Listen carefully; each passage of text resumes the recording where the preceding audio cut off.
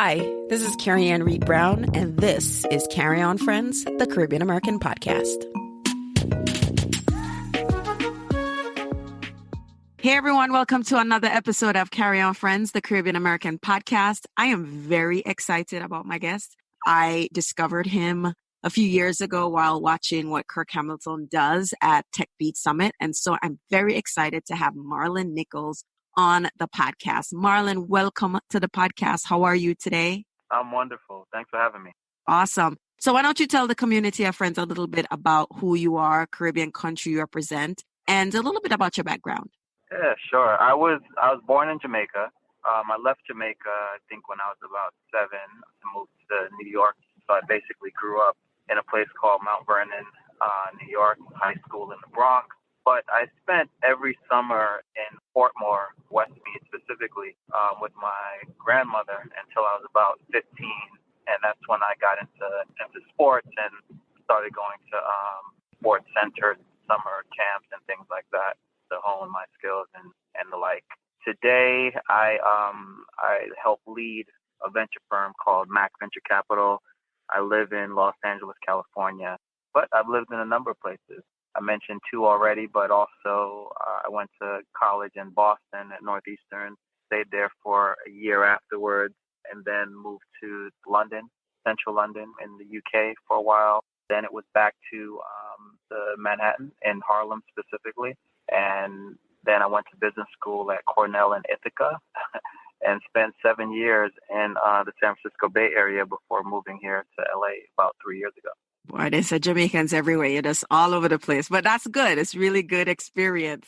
And, you know, even hearing the commonality of the story, you coming here and going back home in the summer and staying with grandmothers, I totally relate to that. I have a lot of interesting adventures around going there. So tell me a little bit about how that experience of being born in Jamaica, moving to the U.S., and then going back to the Caribbean, and a little bit of how that experience helped you, whether it did or did not, and how did that kind of help form or help you to be the person who you are today? Yeah, it's very important for me and my development, because what it showed me from an early age is that people in different parts of the world live in different ways.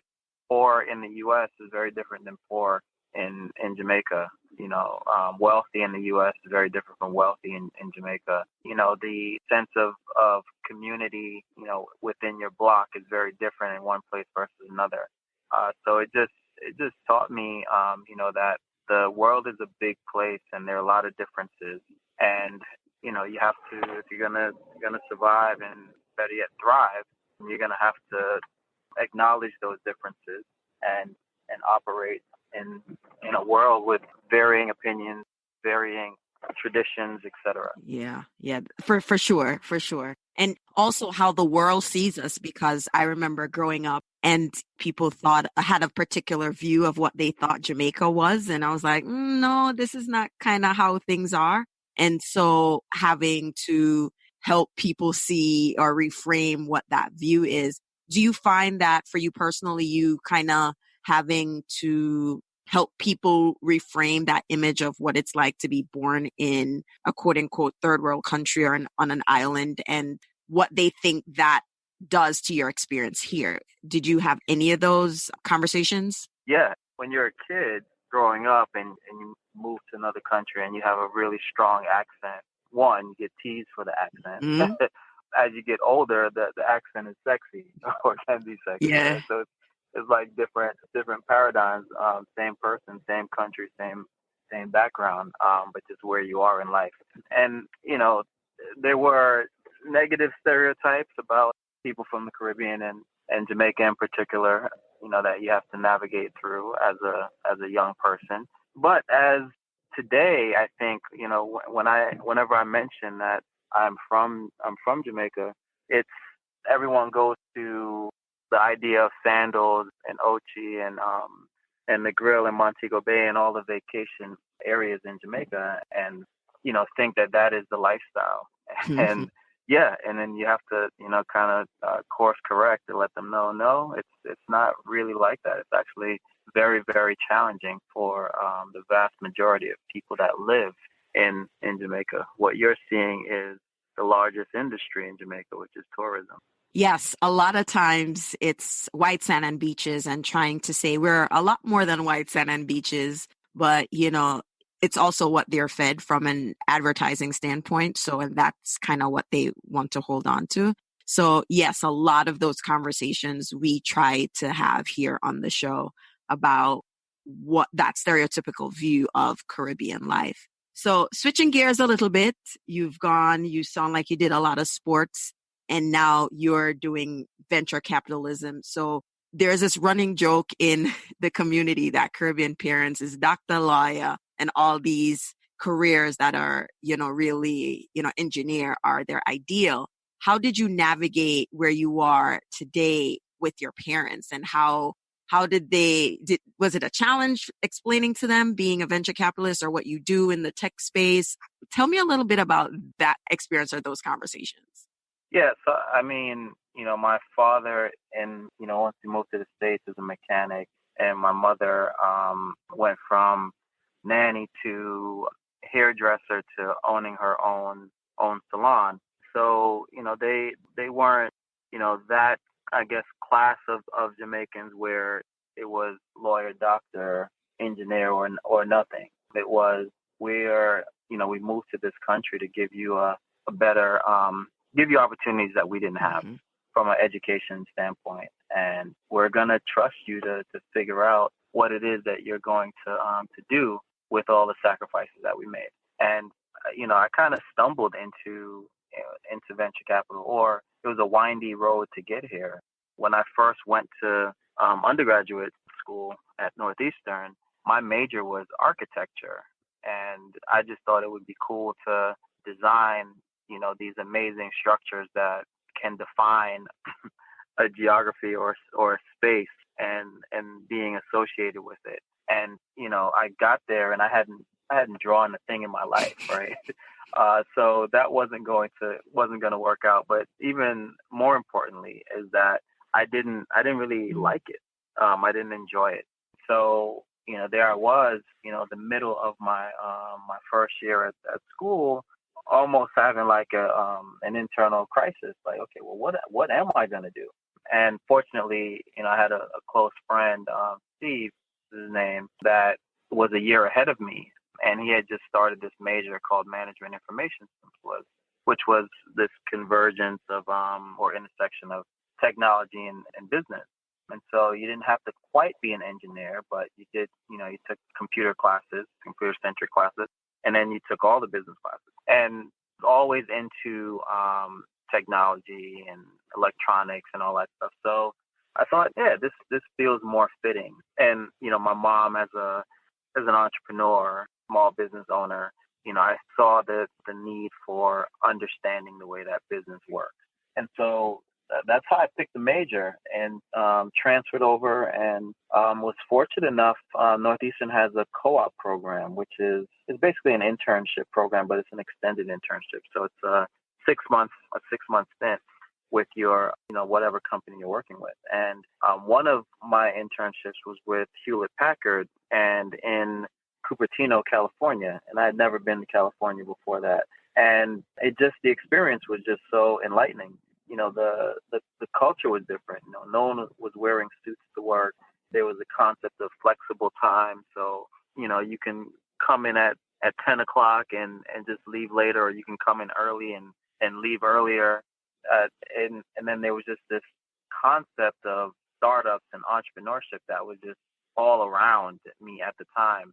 And so that got me really interested in the startup space. So as I got closer to graduation, I only looked at, startup companies or companies that would serve startup companies. And kind of fortunately and unfortunately at the same time, I landed a job with a company called Breakaway Solutions. And Breakaway was basically a .com consultancy. So the vast majority, or technology consulting, but the vast majority of our clients were .com. And this is at 2000.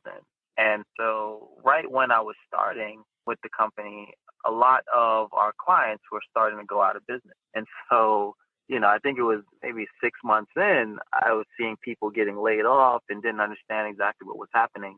And fortunately, I met a mentor at the time, a guy named Maurice Coleman. He sat me down and, explained that, okay, yeah, you're doing well, you're getting promoted, but the more senior, more expensive folks are getting fired because the business isn't going well. And so you're essentially cheap labor right now while they try to keep the lights on. And so, gave me advice. You should probably start looking, for what your next thing is going to be. And fortunately, I landed at a software company called Frictionless Commerce. And, I joined them to lead global implementations, and then ended up moving to Europe to help launch the office, or the UK, to launch the office of service, the UK and Europe. And, spent 2.5-3 years there building that. And the company ultimately got sold to SAP. And at that point, it was time for me to come back to the US and, try something else. I knew I didn't want to be in a software startup again. I just don't have the attention span for it. And I wanted variety. And so at that point, I said, all right, let me try consulting, because I felt like consulting, I get all the variety I needed. I later learned that it's not really the case. You become an expert in something, and, that's where you're going to get billed out for. And yeah, so I started the consulting job, program manager, and I led, kind of the creation of shared services organizations and technology selection and resource planning and stuff like that for the Blackstone Group for a while. And then moved into more of a strategy role focused on media and entertainment. And so that job I was a principal strategist at that point. And that job was to work with companies like Warner Music and McGraw-Hill to figure out, what is the best way for them to navigate this thing called the internet that's in some ways cannibalizing their business. How can they turn it around and make it an asset versus a liability? And, that was fun for a while. I really enjoyed aspects of consulting, but it wasn't quite enough. And at that point I said, what else can I do? What else is out there? And, what do I like? And what do I want my days to be like? And I guess I realized that, I really enjoyed interacting with smart people. I love being around technology and lots of it, and learning about it day in and day out. I really enjoy, strategic conversations around operations and growth strategy. And I didn't want to pop in and then just pop out and not see how things pan out. And so that kind of led me to venture capital. And so I was, all right, I'm going to go back to business school to kind of get tighter on my financial analysis skills, and to develop a network in the venture space, and end up going to Cornell. I was fortunate enough to go on a full scholarship. And the really cool thing about attending business school at Cornell for me was that it has MBA-led venture firm, a pre-seed fund that I was fortunate enough to lead while I was there. And that experience, I was able to leverage it to network pretty deeply into the venture capital community. And so ultimately I graduated and joined Intel Capital, which was the largest and most active venture firm in the world at the time. I think as a team, we deployed anywhere between 200 and 500 million US dollars per year around the world. And so that was a tremendous kind of learning experience and training ground for me. At one point while I was at Intel, they sponsored me to go through the Kaufman Fellowship program. And that kind of opened my eyes to a lot more things. And I felt like I was selling myself short by investing on behalf of Intel Capital, as opposed to developing my own strategy and investing for myself, my partners, and my limited partners. And so that's when I started our first fund, which is called Cross Culture, which focused on seed stage companies primarily, sector and industry agnostic, but following what we call cultural investing, which is keeping an eye on pop culture and emerging trends to, determine which of those trends are going to become social norms and be around for a while, and then invest in companies that are building solutions that fit with the way we see the world going based on that research. And so Cross Culture is 5 years old now, performing extremely well. And as we're thinking about the next fund and growing it, I was developing a pretty tight relationship with my now partners who are running a separate venture fund called M Ventures. And we made the decision to merge our operations and rebrand to Mac Venture Capital, which stands for M Ventures and Cross Culture, or the first initial of the partners' first names, which is Marlon, Mike, Adrian, and Charles. And so, that's where we are today, and that's kind of how I got into venture. That is an amazing story. I have so many questions, but in the interest of time, I'll just keep some of those questions. But what struck me early, you had the mentor, Mr. Maurice Coleman, right, who had that, who just had that really frank conversation, and is like, wow, one of the things that I've really realized is that people tend to have these mentors who are able to give them real talk, right at the right moment, and then kind of inspire you to do this, okay, what is my next move? You need to be making a move and forcing you to kind of think of those next moves. So I guess my first question is, for anyone who's saying, boy, I wish I had a Maurice Coleman in my life, what would be something you'd suggest for people to do to get around more people, or to find that mentor who can kind of give them that real talk, stop your foolishness, that type of mentor that I'm talking about? I think it's, for me, it's part lucky, but luck is about the situations that you put yourself in, and then being prepared to take advantage of the opportunity. And so what I did was I was telling any and everyone that would listen what I wanted to do, and and where my situation was, and that I was looking for people to talk to and to get guidance from. And through that process, I don't even remember who it was that introduced us, but someone introduced us, and we just connected and developed a relationship where we could have very frank conversations, et cetera. And that's kind of how, I've had a number of mentors at different stages of my life that have been amazingly impactful, and they've all kind of come about in that way. Just organic kind of relationship that, came from just being transparent and open. I think a lot of times people just aren't open. And so, if you're not open and inviting, how can you welcome that blessing or opportunity? Yeah, I love that. I love hearing stories of how people get or get in touch with mentors. And you're right. It is not only the transparency, but, if you ask for a mentor, be ready to take what the mentor goes say, whether you like it or not. And I think that's having a mentor. Well, go ahead. Well, I'll say not whether you like it or not, right? Because at the end of the day, it's still your life and your career and your decision to make. I think what is important though is being able to hear the feedback or the guidance, right? And then being able to take that on board and figuring out what that means for you. Right. You're not looking for someone to dictate or run your life, but someone or a group of people. The more you have, the better. That can share experiences that they've had, or things that they've seen, for you to take on board and make more informed decisions. Yeah, essentially the tough conversations, because sometimes people will say something and you will not like it. So, and like you said, people make the decisions what they want to do with it, but just like you said, be willing to hear it, and it'll be tough, and it's for you to figure out, is this really for me or is it not for me? So I really like hearing these stories. And then the other thing you did was you took inventory when you realized that, you like the variety. What else do you like?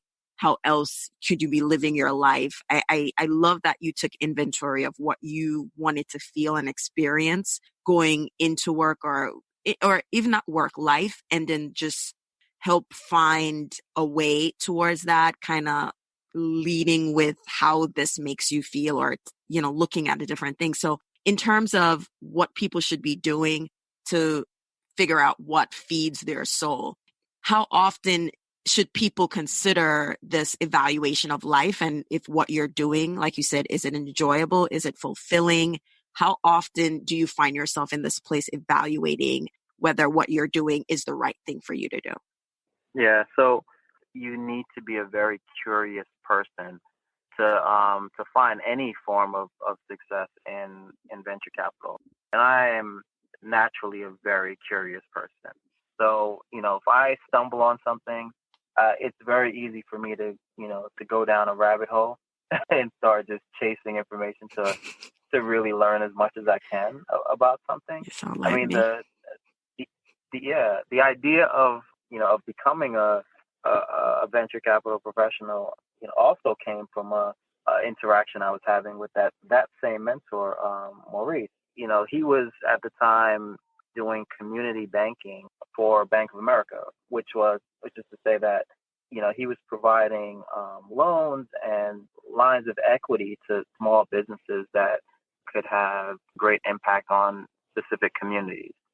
So he was essentially funding startups to grow, albeit grow to a different scale than the work that I'm doing today. But the concept is pretty much the same. You're funding these evolved projects that become businesses and grow and return a value to your firm and community.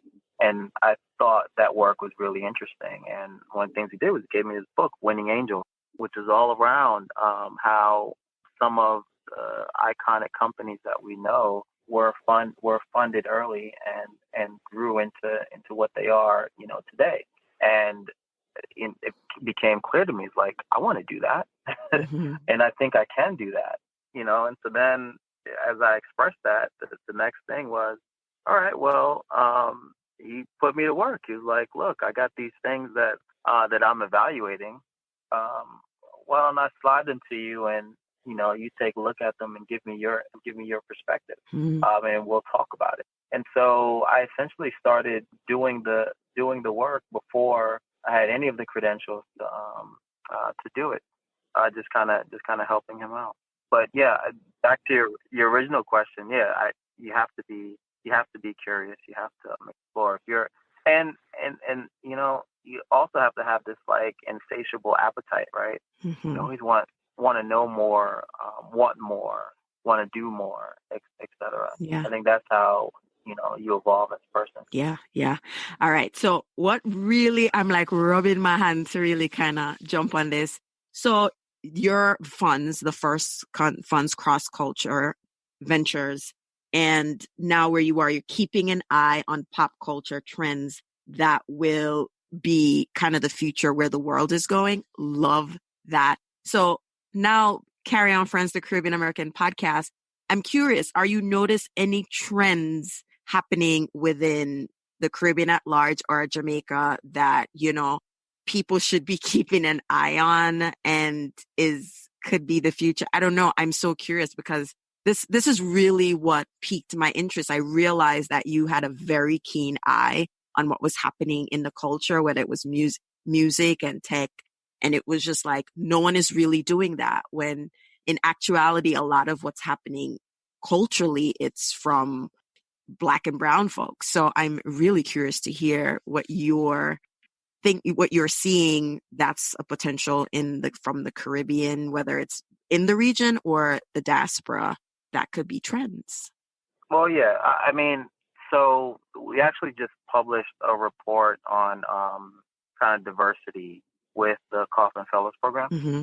And, some of the findings is that Black and brown people are earning technical degrees and business degrees at a far greater rate than the non-diverse people. And so you pair that with the fact that those communities tend to spend a lot more money a lot more of their disposable income on new technology, new products, their early adopters, etc.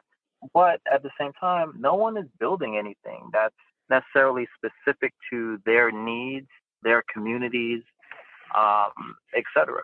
And so, one of the things that we looked at, and we call this concept culture as currency, is, well, what if you explored kind of the deficiencies in those communities, and you started to build solutions that solve some of those challenges. I think you would have like this group of people that are early adopters that spend on things that they don't necessarily need. If these things make a real impact or can make a real impact in their life, I mean, the obvious conclusion is that, yeah, they're gonna spend against it. So one of the things we look for is, what are some of the challenges within these communities that haven't yet been solved or adequately addressed? Are there people going after the challenge right now? And do we think they're smart enough to build something incredible and win? That's one area. Jamaica specifically, I started. I've been going back to, as an adult now, back to Jamaica every year for the last 5 years, I think. Mm-hmm. I think it kind of started with Tech Beach and going down and seeing all of the entrepreneurs that are now building technology companies, right? Apps or whatever you want to, they run the gamut.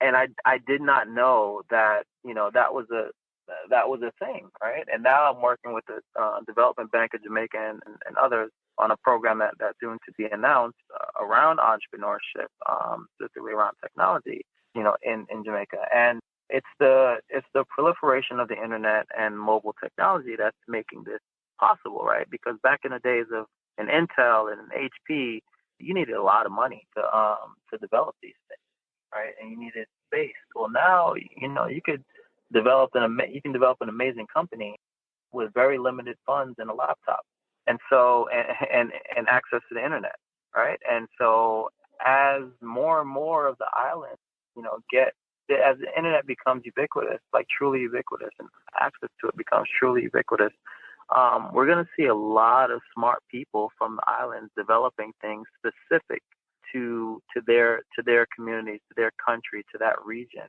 And I haven't found it yet, but I know it's out there. There have been other companies, Digicel is one that basically is the largest mobile telecom in the Caribbean. I think it's 32 properties in the Caribbean, and they have representation on all 32. There are other. There will be another Digicel focused on some other area. I don't know what it is yet, but there's some really, really smart people on the island, and now they're more and more getting access to the tools to help them to develop. And by the way, Jamaica is a very entrepreneurial country, right? I mean, you walk around, you might bump into 5 people in less than a minute, all selling stuff from a cart, right?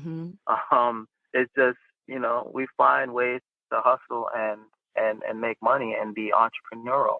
And so, once you give the access and the resources, I think something incredible is going to happen. And that's why I'm paying attention, and I'm doing things like what we're doing with the Development Bank. That's awesome. And my current version of my website, Kerry-Ann Friends, I actually worked with a person I know from Mobe. I am from Mobe, and built my website. And that was intentional because I knew he had the skills to do it. He doesn't do it freelance or on the side anymore, but it's like, it was intentional. So when I have that conversation, they're like, oh, wow, I didn't know people in Jamaica could do this. I'm like, why? And so it is really giving opportunity and, letting people see that, hey, there are people here that has skills. And even most project that I do, I try to find people from Jamaica. So for instance, on the podcast, I talk patois, and a lot of times it's very difficult to find, good transcription. Of course, I go on Fiverr and I make sure I find somebody who is in Jamaica or anywhere else in the Caribbean who can understand what I'm saying and do a good transcription. So like, it's some of those things require intentionally supporting creatives back in the region to also explore opportunities that they could, like you said, grow beyond, oh, we could do transcription. What about this? What about this? So I think it's super important not only to be aware, but support. So as we wrap up, Marlon, this was such an amazing conversation. I do have one question. What is one misconception people have about, I want to be funded? A lot of people said, oh, I want to get funding or something. What is a big misconception that entrepreneurs or budding entrepreneurs might have of what a venture capitalist does and what it means to be ready to ask for funding? Yeah, I think the biggest thing is that everyone thinks their business is venture fundable or backable. And honestly, not all of them are, right? You can have, and that's not to say that it's not a great business. You can have a tremendous business, right? Where you are the sole owner, or maybe it's you and a partner, are the only owners of the company, and you're generating 5 million, 10 million per year. That's a great business, right? Because, all of those profits are going to you. A venture, business has the potential to do hundreds of millions in revenue every year, has the potential to, be listed on a public stock exchange and be valued at, billions of dollars, right? And not every company, fits that. And so I always encourage entrepreneurs to really take a look at, what they're building and have a truthful moment with themselves as to the size of the market that they're approaching, and how much of that market they would need in order to become a company valued over $1 billion. If a market is 500 million, that's the size of the market. Well, then there's no way that you can. It's unlikely that you'll even become a $500 million valued company, because that would mean you take 100% of the market share. Mm-hmm. So just having those kind of real conversations with yourself about what it is what is this opportunity that you're going after? How big can it really be? What am I doing that's novel and defensible in building this business? Just have those real conversations with yourself. Well, Marlon, I really appreciate you coming on the podcast and just sharing a little bit about your journey to being a venture capitalist, and the last bit there about what entrepreneurs need to really be honest and consider before thinking that they want to seek funds from a venture capitalist. So before we go, share website, social media where people could connect with your companies or even you. So my personal Twitter handle is Marlon C. Nichols, or Marlon Christopher Nichols, but Marlon C. Nichols. Same thing with Instagram. And our company is just Mac Venture Cap is the Twitter and Instagram as well. All right. And thank you again so much. And on that note, everybody, walk good. You've been listening to Carry-On Friends, a show about the Caribbean-American experience. We post new episodes every 2 weeks. And if you want to learn more, buy merchandise, or sign up for a newsletter, check out our website, carryonfriends.com. The Carry On Friends podcast is produced by Breadfruit Media, and new episodes are available every other Tuesday morning. You can listen to the podcast on the website, carryonfriends.com, or you can listen on Apple Podcasts, iTunes, or wherever you like to listen to your podcast.